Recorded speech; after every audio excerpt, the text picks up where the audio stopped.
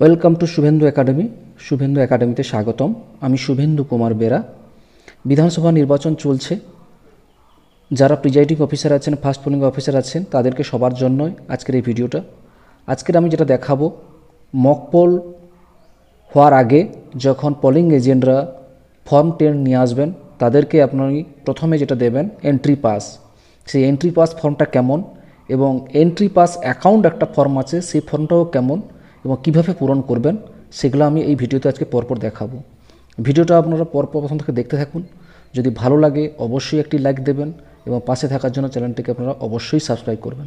পারফোটেড বুকলেটের সবথেকে গুরুত্বপূর্ণ প্রথম দিকে যে ফর্মটা আছে বা প্রথম যে কাজটা হবে এন্ট্রি পাস ফর্মটা কীভাবে পূরণ করবেন দেখাবো, এবং তার অ্যাকাউন্ট এন্ট্রি পাস ফর্মের যে অ্যাকাউন্ট সেটাও আপনি কীভাবে পূরণ করবেন সেটাও আমি এই ভিডিওতে দেখাবো। চলুন দেখা যাক ফর্মটা কেমন।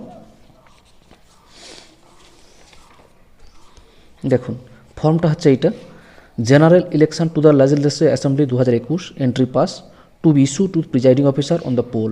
যেদিন ভোট হবে সেদিন এটাকে ইস্যু করতে হবে। প্রথমে দেখুন, এই পারফোটার বুকলেটে আপনাকে 8 থেকে 10টি ফর্ম এটা দিয়ে দেওয়া, সম্ভবত 10টি দিয়ে দেওয়া হবে, 10টি পাস দেওয়া হবে, এন্ট্রি পাস, এটা খেয়াল রাখবেন। আমি জাস্ট এখানে উদাহরণ হিসাবে এটা দেখাচ্ছি, 10টি দেওয়া হবে, এটা খেয়াল রাখবেন। গোটা 10টা থেকে 12টা ফর্ম এখানে দেওয়া হবে। আপনি যতজন পোলিং এজেন্ট আসবেন তাদের প্রত্যেক পার্টির জন্য একটি করে এন্ট্রি পাস ইস্যু করবেন, প্রত্যেক পার্টির জন্য একটি করে পোলিং পাস ইস্যু করবেন, ঠিক আছে? পোলিং এজেন্টদের দেবেন, তাদের রিলিভেন্ট এজেন্টকে দেওয়ার দরকার নেই, যারা মেন এজেন্ট তাদেরকে আপনি এই পোলিং এন্ট্রি পাসটা দেবেন, এটা খেয়াল রাখবেন, ওকে? এবং পরপর করে লিখবেন। আমি যদি প্রথম যে ক্যান্ডিডেট দাঁড়িয়েছে, আপনার ক্যান্ডিডেটগুলো পরপর করে তুলে নেবেন। প্রথম যে ক্যান্ডিডেট দাঁড়িয়েছে সেই ক্যান্ডিডেটের আন্ডারে সিরিয়াল নাম্বার লিখবেন। ধরুন আমি ধরে নিচ্ছি 1, এখানে 01 করবেন, okay? Account AC number and name, মানে আপনি যে বিধানসভায় পড়েছেন তার নাম্বার এবং নাম লিখতে বলা হয়েছে। আমি এক্সাম্পল হিসেবে ধরছি, ধরুন 210 নন্দীগ্রাম, ঠিক আছে? নন্দীগ্রাম এখানে লিখবেন 210 নন্দীগ্রাম। পোলিং স্টেশন নাম্বার এবং নেম, আপনি যে বুথে পড়েছেন তার নাম্বার এবং নাম লিখবেন। আমি লিখে দিচ্ছি, দেখুন, ধরুন 274 সোনাচূড়া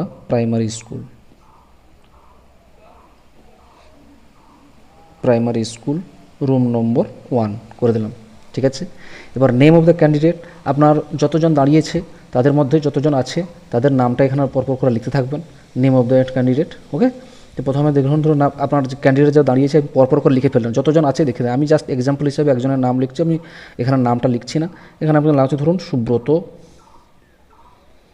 সুব্রত বোস, জাস্ট উদাহরণ হিসাবে দেখছি, ঠিক আছে? এখানে ওই নন্দীগ্রামে অনেকেই দাঁড়িয়েছিল, 8জন ক্যান্ডিডেট দাঁড়িয়েছিল। এই 8জন ক্যান্ডিডেটের মধ্যে যতজন দাঁড়াবে আপনার সেইভাবে ক্যান্ডিডেট লাগবেন। এবার খেয়াল করে দেখুন, name of the polling agent, এই সুব্রত বোসের পোলিং এজেন্ট কে এসছে, ঠিক আছে? সেই এজেন্টের নামটা, মেন যে এজেন্ট যে সারাক্ষণ থাকবে, ম্যাক্সিমাম সময় থাকবে, সেই মেন এজেন্টের নামটা প্রথমে এখানে লিখতে হবে। আমি ধরে নিচ্ছি যে ওনার কেউ এটা এসছে, ধর রতন জানা এসছে ওনার এজেন্ট, এখানে রতন জানা লিখলেন, ঠিক আছে? Name of the polling Ratan জানা লিখলেন। এবার বলেছি name of relevant agent. Relevant agent মানে নিশ্চয়ই জানেন যে রিলিভেন্ট এজেন্ট হচ্ছে উনি না থাকাকালীন যদি অন্য কেউ আসে তাকেই বলা হয় রিলিভেন্ট এজেন্ট। উনি না থাকাকালীন যদি আসে, এবার রিলিভেন্ট এজেন্ট যদি থাকে তো লিখবেন, আর যদি না থাকে লেখার দরকার নেই। আমি ধরে নিচ্ছি যে রিলিভেন্ট এজেন্ট আছে, তার নাম ধরলাম, ধরো সোমা জানা লিখলাম, হতেই পারে, কোনো সমস্যা নেই, সোমা জানা উনি রিলিভেন্ট এজেন্ট। যা আসবে আপনার যদি জিজ্ঞেস করে নেবেন যে রতন জানাকে রিলিভেন্ট এজেন্ট থাকবে, তাহলে এখানে ওনার নামটা লিখে দেবেন। এবারে সিগনেচার, প্রিজাইডিং অফিসার এখানে সিগনেচার করে দিলাম, আমি সিগনেচার করে দিলাম, ঠিক আছে? সিগনেচার করে দিলাম, দিয়ে এখানে এই জায়গাটা একটা ডিস্টিংশন মার্ক আমি আগে উপরে লাগিয়েছি, আবারও এখানে একটা ডিস্টিংশন মার্ক লাগিয়ে দেবেন, ঠিক আছে? ধরুন 274 লাগিয়ে দেবেন। বুঝতে পেরেছেন? এইভাবে আপনার যতজন পোলিং এজেন্ট আসবে প্রত্যেক ক্যান্ডিডেটের আন্ডারে এইভাবে আপনারা সুন্দর করে এন্ট্রি পাসটা ইস্যু করবেন, ওকে? ইস্যু করে আপনারা মক পোলের আগে ওটা দিয়ে দেবেন, ঠিক আছে? এই কাজটা এটা প্রথম বললাম। এবার চলে যাচ্ছি যে দ্বিতীয় যে কাজটা করতে হবে, যেটা মেন কাজ, সেটা আমি তুলে রেখেছি, আপনাদের দেখাচ্ছি। এই ফর্মটি খেয়াল করে দেখুন, এই ফর্মটি দেখুন ভালো করে। এই ফর্মটি হচ্ছে লেখা আছে, দেখুন, general election to the legislative assembly 2021 account of entry pass polling agent. এই অ্যাকাউন্টটা তৈরি করতে হবে, এটা খেয়াল রাখবে, এই করতে হবে। এখানে প্রথম যে কাজটা আমি আগে পরপর বলে যাচ্ছি। প্রথমে বলে 1 নম্বর বলেছি number and name assembly constituency. ঠিক আছে, তাহলে আপনার যে বিধানসভায় পড়েছে তার নাম্বার এবং নামটা আমি লিখে দিই 210 নন্দীগ্রাম, এখানে লিখে দিলাম 210 নন্দীগ্রাম, লিখে ফেললাম। ওকে, এবার কি করবেন, নাম্বার এবং নেম অফ পলিসি, আপনি যে বুথে পড়েছে তার নাম্বার আমি লিখলাম 274 Sonachura high school, Sonachura primary school, যেটা পড়বে যেই স্কুলে সেইটা স্কুলের নামটা এখানে লিখে দিলাম, রুম নম্বর 1। এবার বলেছে total number of contesting candidate, মানে এই 210-এ নন্দীগ্রাম বিধানসভায় কতজন ভোটে দাঁড়িয়েছে, আমাদের এখানে দাঁড়িয়েছিল, আমি লিখে দিই 8 জন, 8 লিখে দিলাম। এবার 4 নম্বর বলেছে number of entry pass receive with poll materials, আপনাকে এই পারফেক্টের বুকলেটে কতগুলো এন্ট্রি পাস ইস্যু দেওয়া হয়েছিল, আমাদের দেওয়া হয়েছিল 10টা, আমি 10 লিখলাম, আপনার যতজন থাকবে যারা দেখে নেবেন 10টা ইস্যু করা হয়েছিল। আচ্ছা, এবারে আমি খেয়াল করে দেখবেন আপনার যতগুলো পাস ইস্যু করেছেন সেটা যতগুলো পাস ইস্যু করা হয়ে যাবে সেটা কিন্তু এখানে লিখতে হবে।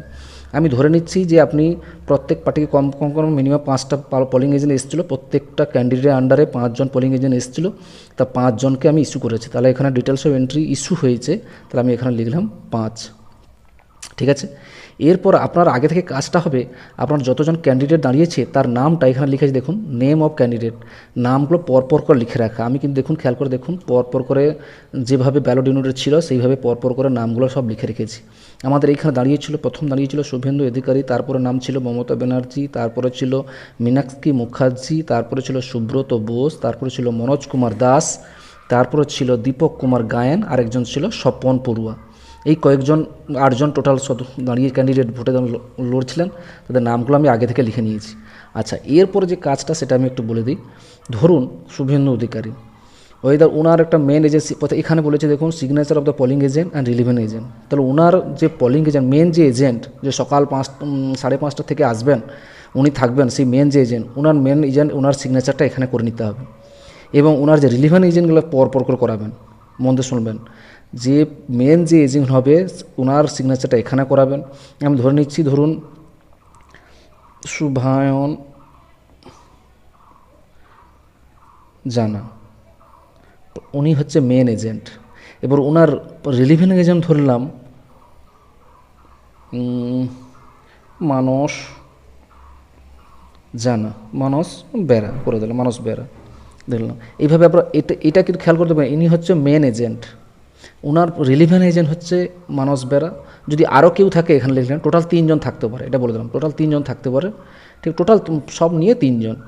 এবারে এখানে কি লিখবেন না, হোয়েদার এন্ট্রি পাস ইস্যু, কাকে এন্ট্রি ইস্যুটা করেছেন কাকে, না যে মেন এজেন্ট হবে, বারবার শুনবেন, যেটা মেন এজেন্ট হবে ওনাকে ইস্যু করবেন, তাহলে এখানে শুধু লিখবেন ইয়েস, এটার সোজা লিখবেন ইয়েস, শুভায়ন জানাকে আমি এন্ট্রি পাস ইস্যু করেছি, এখানে শুধু ইয়েস লিখবেন। আর বাকি যাদেরকে করেছেন তাদের করবেন না, এখানে নো লিখে দেবেন, এটা নো, এটা নো, যদি এখানে নাম থাকে। আর যদি না থাকে কোনো লেখার দরকার নেই এই জায়গায়। বোঝাতে পারলাম?